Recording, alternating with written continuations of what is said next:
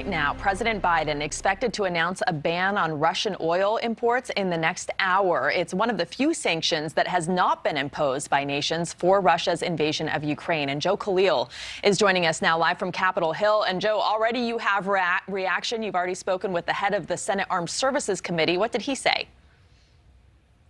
Yeah, we caught up very quickly with Senator Jack Reed, the chairman of the Senate Armed Services Committee, obviously somebody who would be right in the middle of these discussions when we talk about Ukraine and Russia. He did seem to confirm to us that the president is going to be moving in this direction. But he also talked about, even if the U.S. is doing it on our own without our allies, how important it still is to work with our European partners. Here's a little bit of what he said.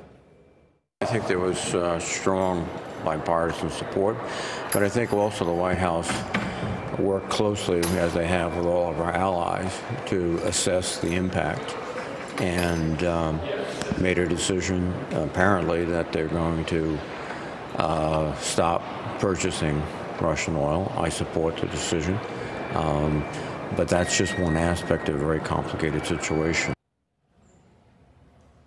He also told me that it may be difficult for partners like Germany to get on board, but that it's important the U.S. does this and that there's a lot of support here in the Senate.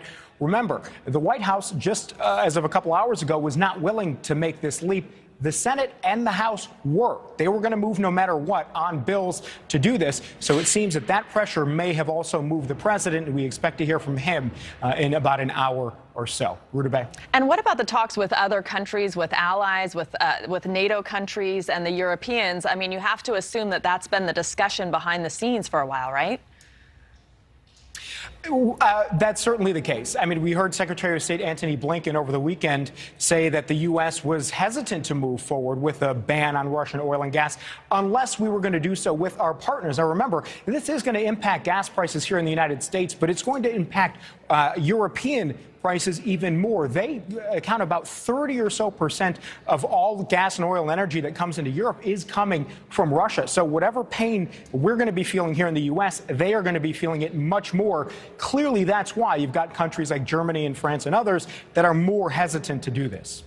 Yeah, we'll see if anyone follows suit. Joe, thank you. Thank you so much for watching. Make sure to click on the red subscribe button below so you can get more of NewsNation's fact-driven, unbiased coverage.